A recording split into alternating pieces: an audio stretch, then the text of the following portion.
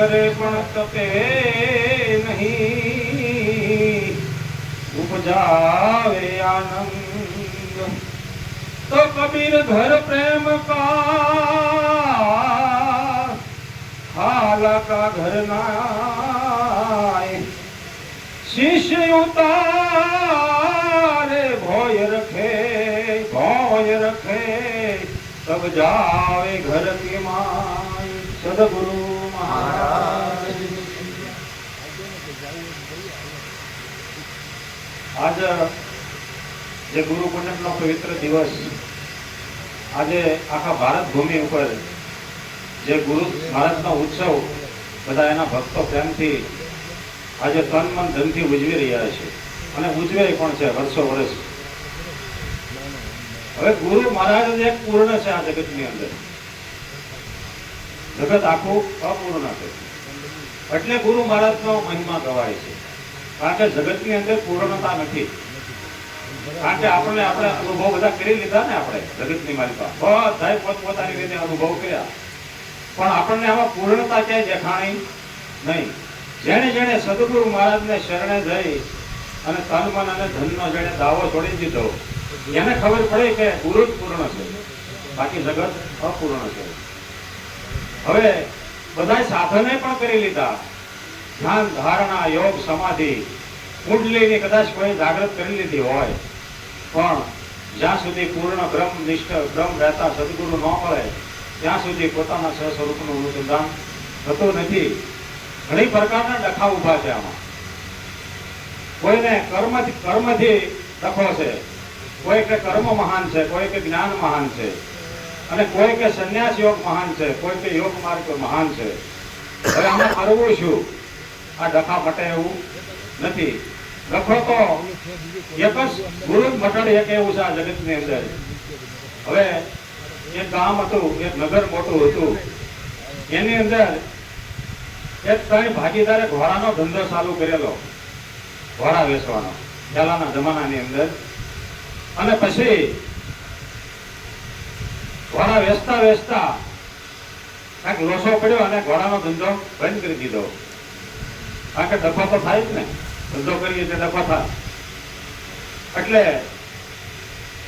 ઘોડા 17 વધ્યા, ઘોડા 17 વધ્યા, એકનો ભાગ 50% અને એકનો ભાગ ત્રીજો અને એકનો ભાગ 9મો। હવે ઘોડા 17 વધ્યા, 50% ને ઘોડો કઈ કપાય તો નહીં, ઘોડો હોય તો 8 થાય તો અડધો ભાગ થઈ જાય। હવે 17 ઘોડા 9 હોય તો રસ્તો થાય કાંઈ, તો 17 ઘોડામાં રસ્તો કરવો કેમ? હવે આ વર્ષો સુધી ડખો હાલ્યો, ઘણા આગેવાનો ગામના ડખો પતાવ્યો પણ ડખો પતે નહીં, ઘણાએ કોશિશ કરી લીધી પણ ડખો ન પત્યો। હવે એમાં મહાત્મા રમતારામ મહાત્મા આવ્યા નગરની અંદર, એ પાછો એક ઘોડો રાખતા હતા, જે મહાત્મા પધાર્યા હતા ને નગરની અંદર એ ઘોડો રાખતા હતા। અને ગામને બહાર એક મંદિર હતું, ત્યાં એમણે વાસ કર્યો, ઉતારો કર્યો। એટલે એક સજન પુરુષ એ ગામના એ મંદિરે જઈ દૂધનો લોટો ભરી અને મંદિરે ગયા, અને એ ક્યારેક ક્યારેક એનો સત્સંગ સાંભળતા હતા। એને ખબર હતી કે આ મહાત્મા કોઈક અલૌકિક પુરુષ છે, એટલે દૂધ એને આપ્યું અને પછી એવું કીધું કે મહાત્મા તમે આજ અમારા ગામમાં પધાર્યા એ ખરેખર ખૂબ ખૂબ ધન્યવાદ છે, પણ અમારા ગામમાં એક વર્ષોથી એક ડખો છે। તો કે શું ડખો છે? કે આવી રીતે બન્યું છે, કાંઈ ભાગીદારો હતા, ઘોડાનો ધંધો કરતા હતા, અને ધંધો કરતા કરતા એમાં કાંઈક ડખો થયો એટલે ઘોડાનો ધંધો બંધ કરી દીધો, એમાં 17 ઘોડા વધ્યા છે। હવે ભાગે પડતો નથી, એકનો ભાગ છે 50%, એકનો ભાગ છે ત્રીજો અને એકનો ભાગ છે 9મો। હવે આમાં કઈ રસ્તો હુજતો નથી, આમાં અનેક મહાપુરુષો આમાંથી બહાર નીકળી ગયા, કોઈથી કાંઈ હુજ્યું નથી કે ડખો પતતો નથી। એટલે તમારથી કાંઈ થઈ જવું હોય તો આ અમારા ગામમાં ડખો છે એટલે તેનું પતાવો। એટલે મહાત્મા કે આ દૂધનો લોટો છે ને એ તારે પડ્યો રહેવા જોઈએ, અત્યારે પીવો નથી, કારણ કે જે પહેલા દૂધ પી જાય ને ડખો ન પતાવે। અને આપણને ખબર છે જે દૂધ પી ગયા ને એની કોઈ ડખા પતાવ્યા નથી। એટલે મહાત્માએ દૂધ પીધું નહીં, અને પેલા ભાઈની સજન પુરુષ જે આવ્યા હતા તેમની સાથે જે આ ઘોડાના ધંધાવાળા હતા ત્યાં ગયા, એમના ઘરે જઈ અને ત્રણે ભાગીદારને ભેગા કર્યા। ભેગા કરીને એવું પૂછ્યું કે શું શું તમારે શું હતું? એટલે બધા જે હકીકત ડિટેલ હતી એ કીધી એટલે મહાત્માએ ઘડીક વાર 5 મિનિટ વિચાર કરી અને જે પોતાનો ઘોડો હતો ને એમાં ભેગો નાખી દીધો. હતા જે 18 કર્યા. કેટલા કર્યા? 18. હવે 50% જે ભાગીદાર હતો એને 9 આપી દીધા. 18 દીધું 9 એટલે 50% વાળો ભાગીદાર નીકળી ગયો. એને કહી દીધું તું તારા 9 ઘોડા લઈ નીકળી જાય. હવે ઘોડા વધ્યા 9 અને ભાગીદાર તો 2 જ હવે રહ્યા. હવે 18 ના પાછા ત્રીજો ભાગ કરવાનો. ત્રીજો ભાગ. હવે ત્રીજો ભાગે 6 ઘોડા ગયા એને. 6 તેરી 18 એટલે 6 ઘોડા એને આપી દીધા. એટલે વધ્યા 3 એટલે 6 ઘોડા લઈને ઓલો ભાગીદાર વયો ગયો. હવે 3 ઘોડા વધ્યા. હવે ઓલાનો તો હતો 9મો ભાગ. 9 તો 18 2 ઘોડા એને આપી દીધા. 1 ઘોડો ગુરુનો વધ્યો અને એ ગુરુ લઈને નીકળી ગયા. ડખો પતી ગયો. એમ જ્યાં સુધી આ ગુરુનો શબ્દ આમાં આવે નહીં ને ત્યાં સુધી ડખો પતે નહીં. એટલે કીધું એક શબ્દ ગુરુ દેવ કા તાકા અનંત વિશાળ થકે મુનિજન પંડિતા એનો વેદનો પામ્યા. હા, અનેક જાતની આપણે ઉપાધિ કરી હોય, અનેક જાતના સાધનો કર્યા હોય, પણ જ્યાં સુધી આ જીવનની અંદર જેને સદગુરુ ભેટતા નથી ત્યાં સુધી ડખો અને ડખો. કર્મ કરશો તો ડખો છે. સારું અને મોડું બે એમાં છુપાયેલું છે. કારણ કે એક સિક્કાની બે પહેલું છે. તમે સારું કરશો તોય બંધન છે અને મોડું કરશો તોય બંધન છે. હવે આપણે સારું કરીએ છીએ એ આપણને લાગે છે, પણ એમાં મોડું થતું હોય તો આપણે પાછા સ્વીકારતા નથી, તો આપણને ખબર નથી. અને કોક કે તો આપણે શું કરીએ? એટલે બાપુ સાહેબ કે વિવેક ગોવિંદનું વંજા જ્ઞાન જેવું પાડા કેરું તા કે ઉકળતા વખતતા વાળવા જવાનું પડે તો કઈ શીખડા કરે. આવું વિવેક ગોવિંદનું જ્ઞાન જ્યાં સુધી આપણને સમજ ન આવે ને ત્યાં સુધી આ બધું જ્ઞાન વિવેક ગોવિંદનું હોય. કર્મ કરીએ એ પણ વિવેક નથી આપણો.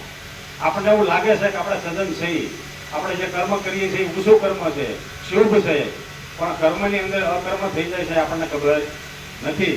જ્યાં સુધી જ્ઞાન ગુરુ મળે નહીં, જ્ઞાની ગુરુ, ત્યાં સુધી કર્મ સુધરે નહીં. એટલે કર્મ સુધારવાનું નથી, કર્મથી ઉપર ઉઠી જવાનું છે. એટલે કર્મ સુધરી જ જાય. કારણ કે જ્યાં સુધી જ્ઞાન સ્વરૂપ ન થાય ત્યાં સુધી કર્મ કોઈનું સુધરે નહીં. ત્યાં સુધી કર્મનો ભાવ પકડાય. અને જે ગુરુનું જ્ઞાન આ જીવનમાં ઉતરે ત્યારે એક એમાં સંસ્કાર આવે. શાના સંસ્કાર આવે? જ્ઞાનના. અને જે પછી જીવન હોય ને સંસ્કારથી જીવવામાં આવે. આપણે કંઈક આમ કરીએ, આ વાત કરી નાખીએ તો આમ થઈ જાય, આમ કરીએ તો આમ થઈ જાય, પણ કાંઈ ન થાય ભાઈ, કાંઈ થાય નહીં. બધી કોશિશ કરી લીધી ને આપણે. પણ જ્ઞાન જ્યાં સુધી જીવનમાં પોતાની સમજમાં જ્ઞાન ન આવે, જ્ઞાન એટલો અર્થ જ છે કે હું કોણ છું. બીજું અનેક જ્ઞાનની જરૂર નથી.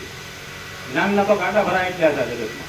પણ જેને નક્કી થઈ ગયું કે હું કોણ છું, પછી એમાં એ સંસ્કાર ઉતરે છે. કારણ કે સામે બીજો નથી તો એ મોડું કરશે કાંઈ નહીં. સામે એનું ખરાબ કોઈ કરે અને આપણે નક્કી કર્યું કરે, આપણા ગાલમાં તો ઢોલ મારી આપણે. અને કદાચ 80 વર્ષનો ડોહો થઈ ગયો હોય તો આ સામે જોઈને એમ કે તું તો હવે મને ગમતો નથી, ગઢો થઈ ગયો, એવું કીધું કોઈ? કારણ કે પોતે જ પોતાને પ્રિય છે. પોતે આ અંતિમ સત્ય છે. કોઈ પણ ને પૂછો, કોઈને ગમતો નથી એવું નથી. કારણ કે અસ્તિત્વ છે પોતે. અજ્ઞાની હોય કે જ્ઞાની હોય, કારણ કે અસ્તિત્વનો આમાં હોવાપણું છે. એટલે પોતે જ પોતાને પ્રિય છે. એટલે જગતગુરુ શંકરાચાર્ય હસ્તી, ભાતિ અને પ્રિય આ 3 ત્રિપુટી બનાવી છે. હસ્તી એટલે પોતાનું જ્યાં સુધી હોવાપણું છે, એટલે એની જે ભાતિ છે ને એની પોતાની, એટલે એને એવું લાગે છે કે સારું લાગે અને પ્રિય લાગે. પણ એ જ્યારે ગુરુના શરણે જાય અને પોતાની હસ્તી જ્યારે મિટાવી દે અને અસ્તિત્વ નક્કી થાય ગુરુના શરણે જઈ. અસ્તિત્વ એટલે ગુરુ મહારાજનું પદ. અસ્તિત્વ એટલે બીજું કાંઈ નહીં. અને ગુરુ મહારાજનું જેણે પદ નક્કી કર્યું ત્યારે ત્રિકુટીનું ખંડન થઈ જાય. અને એ ત્રિકુટીનું ખંડન થાય ત્યારે એ પોતાનું એને પોતે ખોવાઈ ગયો તો એ ધડે ખોવાઈ ગયો તો એટલે હતો પ્રગટ, પણ એને એની ખબર રહી નહીં. ભગવાન ગોતવાય કે ભગવાન મળતા નથી. ભગવાનને તમારે કાંઈ વેળો જ નથી. આપણે ગોતીએ છીએ, આપણને આપણે ખબર નથી એટલે ગોતીએ છીએ ને. કે ગુરુએ કર્યો હું, આમાં કર્યો હું ગુરુએ તમને એવું કીધું કે તમે આમ કરી નાખશો તો ભગવાન મળશે, તમે હોમ કરશો તો ભગવાન મળશે, જપ કરશો તો ભગવાન મળશે, સમાધિમાં કરી બેસશો તો ભગવાન મળશે, આવું કર્મ કરશો તો ભગવાન મળશે. એવું કાંઈ કર્યું? એવું કાંઈ કર્યું નથી. ખાલી ગુરુ એવું કીધું, પ્રકાશ કર્યો. શું કર્યું? એક દીવો કરી દીધો. એટલે લાલજી મહારાજે કીધું મારા દિલ રે દેવળમાં ગુરુએ દીવો કર્યો. અને જેને દિલ દીવો ભીતરની અંદર દીવો થઈ ગયો તો પછી અજ્ઞાન છે ખરું ક્યાં? જ્ઞાનીની દ્રષ્ટિ ક્યાંય અજ્ઞાન ભાષે છે? હવે આ દ્રષ્ટિ આપણે જોતા નથી.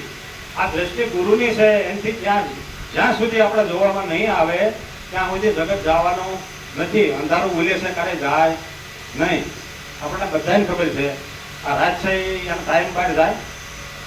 આ રાજ ખરેખર અત્યારે ભૌતિકની વાત છે. આ રાજ એના ટાઈમ બહાર જાય નહીં.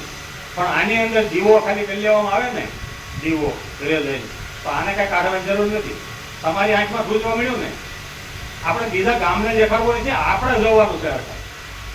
વ્યવસ્થિત આપણે જોવાનું છે. ગુરુની દ્રષ્ટિએ આપણે જોવાનું છે. જગત જોવે કે ન જોવે એ આપણે લેવા દેવા નથી. અને આપણે લક્ષ્ય, આપણું નજર અને આપણું કહેવાનું એ બધું થાય છે ક્યાં? બહાર બીજામાં. આપણાને કહેવાનું થતું નથી. અને પોતે પોતાનો જો વિચાર નહીં કરે ત્યાં સુધી પરમાત્માની અનુભૂતિ કાર્ય થવાની નથી. અને ખરેખર આ અનુભવ છે ને, અનુભવ એ મન કરે. કોણ કરે? મન જ અનુભવ કરે. અને મન જ્યારે અનુભવ બધા કરે ને ત્યારે એ વાણી લખી હતી. અને વાણી લખાય ખરી, વાણી બોલાય ખરી, અને વાણીની વાત કરી શકાય ખરી, પણ અનુભૂતિની વાત થતી નથી. કોઈ તાળે ન કોઈ કરી શકે. એટલે શ્રુતિ, યુક્તિ, અનુભૂતિ એવું જગતગુરુ શંકરાચાર્યએ કીધું. શ્રુતિ એટલે જે અનુભૂતિના શબ્દ નીકળે એ શ્રુતિ માન્ય હોય. શેની માન્ય હોય? શ્રુતિ એટલે વેદ. શ્રુતિ એટલે બીજું કાંઈ નહીં, વેદ. વેદ છે એ આજકાલના નથી. અને એવું કોઈ કહેતો હોય કે વેદ વ્યાસે લખ્યા, એવું નથી. વેદ એટલે ભારતના અનેક ઋષિ મુનિઓના અનુભવ એકઠા કરી, અનુભૂતિ એકઠી કરી અને એના વેદ બનાવ્યા છે બ્રહ્માએ. અને એ 4 વેદનું જે જુદી જુદી ભાષામાં બધા શ્લોકનું વિવરણ કરી અને 4 વેદ વ્યાસે અને જે જરૂર હતી એમ પ્રમાણે વ્યાસને કરી છે એ શ્લોકની બધા. એમ 4 વેદની ઉત્પત્તિ છે.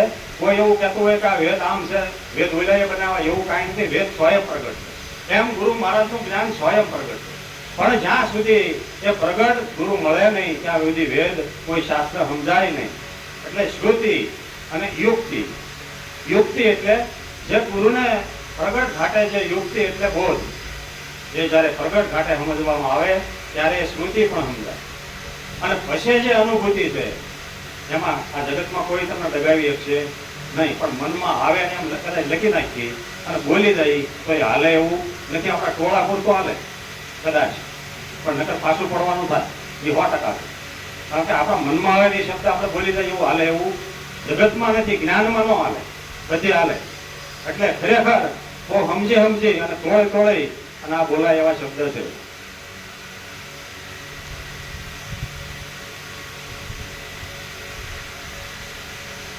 જ્ઞાન ગગનમાં ગોતી લેજો, વાસે ગુપતી ગંગા. દેખ્યા હોય તો એ કઈ બતાવો, મોતી કે સારંગા. મોતીનો કોઈ કલર છે? આનો કેવો કલર કેવો છે? કોઈ બોલાય એવું કાંઈ આમાં? કોઈ નહીં. કોઈની પાસે જવાબ નથી. શબ્દનો કલર બતાવો. છે કલર ક્યાંય? 5 રંગી કલર કીધો પણ એ તો આનો કીધો 5 કીધો. નામ તમારો રંગ કેવો, ધોળો છે કે શ્યામ? સુણજો જ્ઞાનની દિશા. અર્જુન મહારાજ છે. નામ તમારો રંગ કેવો છે, ધોળો છે કે શ્યામ? છે જવાબ? નથી. એ મહાપુરુષોની અનુભૂતિ છે. અને એ અનુભૂતિ જે પાછા ને એ બધાએ એવું જ લખ્યું છે. જાપ અજંપા ઓ ઘર નહીં, ચંદ્ર સૂરજ ત્યાં ઓછત નાય. જાપ અજંપા ઓ ઘર નહીં, ચંદ્ર સૂરજ ત્યાં પોષત નાય. સૂક્ષ્મ ટેકથી ઓ ઘર જાય, સૂક્ષ્મ ટેકથી ઓ ઘર જાવે. આપને દિયો રે સમાય. જણણ જણણ જણ જણ જાલરી વાગે, જણણ જણણ જણ જણ જાલરી વાગે. જાપ અજંપા ઓ ઘર જાય. કોનો જાપ કરશે? જેને અજંપા કીધું છે. છતાં એણે એવું કીધું કે અજંપા આપણે કહી છે ને, પણ એણે તો કીધું અજંપા ત્યાં પહોંચતા નથી. હવે એવું તો આપણું સ્વરૂપ છે. હવે એને તમે કઈ વાતે સમજાવશો? પણ છતાંય સંતોએ અનુભવમાં લાવી, એ અનુભૂતિને અનુભવમાં લાવી અને એની જેવી મતિ હતી ને એવા નજીક નજીકના શબ્દ કીધા, સ્વરૂપને નજીક પહોંચાડી દે એવા. પણ જો પોતાએ સલાંગ મારે નહીં ત્યાં સુધી એની અંદર એ મોતી લઈ શકે નહીં. પોતાને તીરે ઉભો ઉભો તમાશા જોયા કરે તો એ આના હાથમાં ખોટી જ આવે ને, મોતી ન આવે ને. મોતી તો કોણ લઈ શકે? મોતી તો સમુદ્રના તીરે તળિયા પડ્યું છે, તળિયા પડ્યું છે. પણ જે છલાંગ મારી અને જે ડૂબકી લગાવી અને જે મોતી લઈ લે છે એ ખરેખર એને કોઈ કલર રહેતો નથી. એ અરૂપ છે, રૂપ છતાંય અરૂપ. એટલે કીધું કે રૂપ અરૂપ છતાં રૂપ અનુપમ, દર્શી હોય તે દેખે. નિરાત મહારાજ છે અરૂપ છે છતાં રૂપ અનુપમ. અરૂપ છે પણ છતાંય પાછો રૂપ અનુપમ છે. અનુપમ એટલે જે રૂપે પ્રગટ છે પણ છતાં એની ઉપમા આપી શકાય નહીં. અનુપમનો અર્થ એવો છે કે એની ઉપમા રહી છે. હવે મહારાજ કોઈ કદાચ પ્રગટ ઘાટે હોય તો એમાં દેહ સાબિત થાય છે. કઈ ઉપમા આપશો? જ્ઞાનીથી જોઈજો, જ્ઞાનથી, જ્ઞાનની દ્રષ્ટિએ વિચાર કરજો. હવે ગુરુ મહારાજની ઉપમા આપ્યો હોય તો તમે કયા શબ્દથી આપી શકો? પણ છતાંય કાલાવાલા કર્યા શબ્દથી. એનો અનુભવ અનુભૂતિમાંથી રજૂ કર્યો અને અનુભવ કરી અને જે એને કહેવાનું એટલું કીધું. પણ જ્યાં સુધી એનું નિશાન ન આવે ને, પકડાય ને આપણને, ત્યાં સુધી ત્યાં રહી શકીએ નહીં, પહોંચી શકીએ નહીં. કારણ કે પતલો છે, પવનથી પતલો છે અને પાછો હાથથી ઊંચો છે અને ધુમ્મસ કેરી ધાર છે. કેવું છે? ધુમ્મસ કેરી ધાર. એટલે ત્યાં એ તત્વ એવું છે કે પોતાનું જ તત્વ છે પોતે. એટલે જગતગુરુ શંકરાચાર્ય પાછો એને બધું કરી બધો જુદો પાડે પાછો એવું કીધું કે તત્વ મસી છે તું. આપણને આ જુદું પાડ્યું એટલે આપણે એવું સમજી લીધું કે 5 તત્વ તું નથી, 3 ગુણ તું નથી, 25 પ્રકૃતિ તું નથી. આ ગુરુને પ્રક્રિયા કરવી પડે. શું કરવા? કે આપણને દેહનો ભાવ પકડાણો તો એટલે, આ દેહનો ભાવ પકડાણો તો એટલે.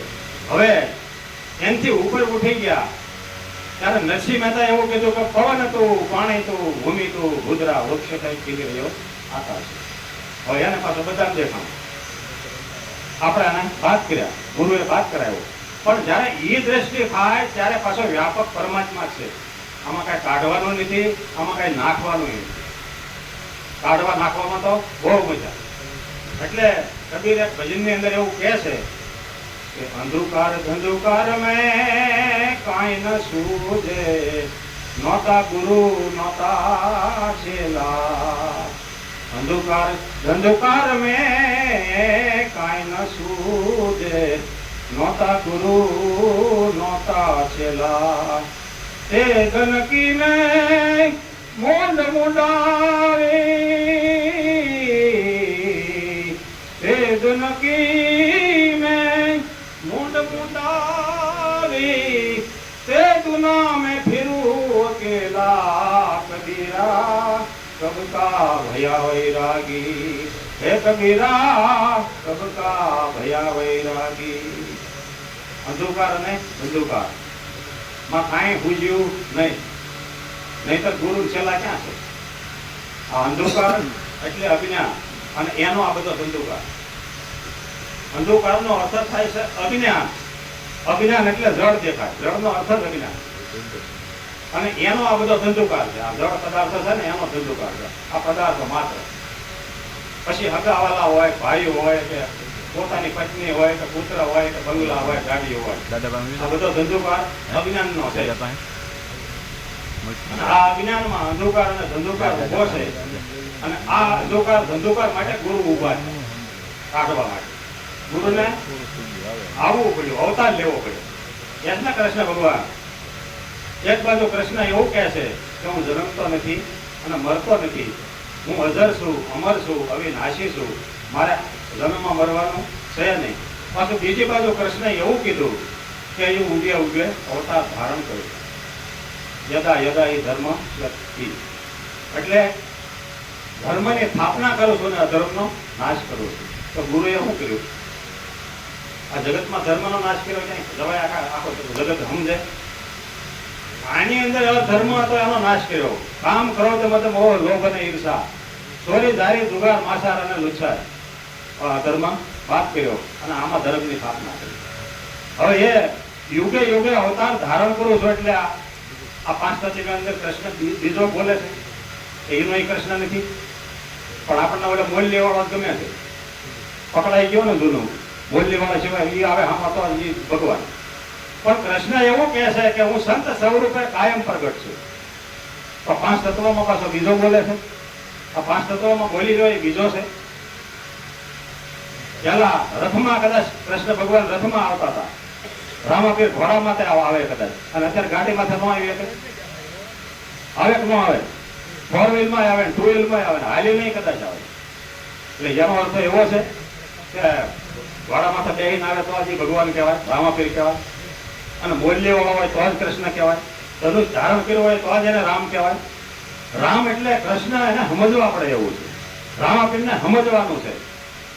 એટલે રામાપીરે સ્વયં કીધું છે, પૂછો પૂરા પંડિતોને, પૂછો શેખ સંન્યાસીને, એ જી આમાં નિજના ગુરુ કોણ છે? એ જી આમાં નિજના ગુરુ કોણ છે? જમી કેરી જાત કોણ? જમી કેરી જાત કોણ? આભ માયલો એ ગાજ કોણ? એ આ ગાજમાં પરમેઘ વરસે, એ આ દેવ્યા કોણ છે? પૂછો પૂરા પંડિતોને, એ પૂછો શેખ સંન્યાસીને. પૂછો પૂરા પંડિતોને અને પૂછો શેખ સંન્યાસીને. હવે પૂરા પંડિત કોને કહેવાય અને શેખ સંન્યાસી કોને કહેવાય? પૂરા પંડિત એટલે જે પૂરું પોતાનું સ્વરૂપને ભણીને બેઠા છે એ પૂરા પંડિત. પંડિત તો ઘણા છે, શાસ્ત્રોના પંડિત કહેવાય, અને આ ધર્મના પંડિતો કહેવાય, સંપ્રદાયના પંડિતો હોય, એવા શેખ સંન્યાસી ઘણા છે. પણ પૂરા પંડિત એટલે જે પોતાનો નિજનો ગુરુ, જે નિજને નક્કી કરાવી છે ને ત્યારે એ પોતે પોતાનો ગુરુ થઈ શકે. કારણ કે આ ગુરુ છે ને એ પદ છે ને એ ક્યારે લાગે કે પોતે જ્યાં સુધી આખો છે ને ત્યાં સુધી ગુરુ પદ લાગે નહીં. એટલે મટાડવાનો ખેલ છે ને એ બહુ મોટો છે ગુરુમાં. એટલે આ જમીનની જાત બતાવી. આમાં શું બતાવ્યું? આ જમીનની જાત જોઈને આમાં બીજ વાવ્યું છે ગુરુએ. પેલા તમને તમારી જાતે નક્કી કરાવી દીધી, તું માણા છે, માણા થા. ખરેખર તું માણા નથી, અને માણા બનાવ્યો એટલે જાત બનાવી એને માણાની. અને પછી એમાં બીજ વાવ્યું છે. બીજ વરતી ને બીજ વાવો ને, વાવો તમે વિશ્વાસ આણી રે. બીજ વરતી ને બીજ વાવો ને, વાવો વિશ્વાસ આણી રે. હે કરણીના તમે એ કેરા બાંધો, એમાં પ્રેમ જળ પાણીડા પાવો. હે પધારો હે ગુરુ મારા સતની મેલડીએ. હવે બીજ તે ગુરુનો શબ્દ, પણ એને વર્તીને બીજ વાવવું પડે. આપણે જો વર્તીને બીજ વાવ્યું હોય અને પ્રેમનું જો પાણી પાયું હોય તો ખરેખર ઓલું ખાતર ને પાણી અને જમીન જો મળી જાય તો આ છોડ ઉગે. તો આ તો એવો છોડ ગુરુએ આમાં રોપણ કર્યું છે બીજનું કે પછી એ છોડ જન્મે નહીં, મરે નહીં, આવે નહીં, જાય નહીં, જેને અમર ફળ લાગી જાય એવું બીજ આની અંદર રોપ્યું છે ગુરુએ. પણ એ બીજની અંદર માવજત તો પોતાને કરવી પડે ને. કારણ કે ક્ષેત્ર અને ક્ષેત્રજ્ઞ, ક્ષેત્ર એટલે આ ખેતર છે, ક્ષેત્રજ્ઞ એટલે આત્મા છે. હવે એ ક્ષેત્રને સોખું કરવું પડે. એની અંદર જેની હારી ખેડ કરી હોય ને ત્યારે સમય વાવણીનો વયો ગયો અને અત્યારે તો વરસાદ ભારે મેઘ ખાંગા છે. હવે જેની જેની ખેતી ઉનાળામાં હરખી કરી હોય, જેની માવજત ખેતીને હારી કરી હોય, એમાં બીજ રોપી દીધું હોય તો એ કેવું બીજ થાય? પછી જે આંટો મારવા ન વાળી જતો હોય હાથે હાંકતો ન હોય, આ ખેતરમાં ખાતર નાખવું ન હોય, કાંઈ લેવા દેવા નહીં, અને પછી વાયુ આવે ખાલી પછી જાય નહીં, તો એમાં શું થાય? આ એ ઘાટ છે આપણો, બીજો કોઈ ઘાટ નથી, આપણો એ જ ઘાટ છે. અને જે જે સંતોએ આની માવજત કરી છે ગુરુના શબ્દની, જે વસન શબ્દ એટલે ગુરુનો વચન, અને વસનમાં જે પુરુષો રહ્યા છે પછી એને તાવ પણ એનું કાંઈ બગાડી શકતો નથી. એવું આ મહાપુરુષોનું જ્ઞાન છે. અને એ જીવનમાં ઉતારવું એ સત્તા પોતાની છે. આ બધી સત્તા છે ને આપણને આપી હતી ગુરુએ. બોલે ગુરુ પાસે સત્તા હતી બધી, પણ છેલ્લે બોધ લીધો ને આપણે, એ છેલ્લે આપણને એવું એક ઈશારો કર્યો, જો આપણને ખબર રહી હોય તો, ચાલો પાયો થઈ. અને ચાલો પાયો થઈ સત્તાનો ઈશારો કર્યો તો કે જીવનમાં ઉતારવું એ કોનું કામ છે. એટલે આપણે તો આમ કરીએ. શું કરીએ? આમાં કઈ ગુરુ કરીએ કે ગુરુ રીતે જે કરવાનો હતો એ કર્યું, બીજું કઈ એનથી થાય એવું નથી.